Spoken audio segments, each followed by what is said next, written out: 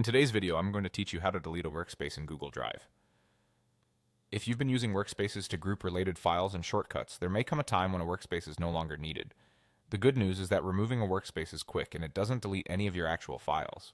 I'll walk you through it and share a few tips so you know exactly what to expect. First, open Google Drive and head to the left-hand navigation panel. Look for the Workspaces section. Depending on your interface, it may appear as its own item, or it may be visible within areas like Priority or Home. The key is to make sure you're viewing the area that lists your custom workspaces, which are those collections of files you grouped for quick access. Next, find the specific workspace you want to remove.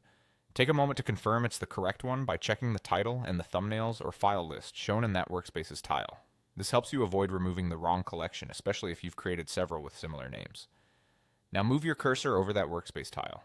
In the top right corner of the workspace display, you'll see the three vertical dots, also known as the More Options menu. If you don't see the dots immediately, hover your mouse over the workspace and they should appear. Click those three dots to open the menu. From the drop-down menu that appears, select Remove Workspace. There's no long process here. As soon as you choose that option, the workspace is removed from your view. This action only removes the workspace container itself. It does not delete any files or folders linked inside it. After removal, you can still access every file that was in that workspace from its original location in My Drive, Shared Drives, or wherever it lives. All file permissions stay the same, and shared access for collaborators is unaffected. If you need to find something quickly, use the Drive search bar or navigate directly to the original folder.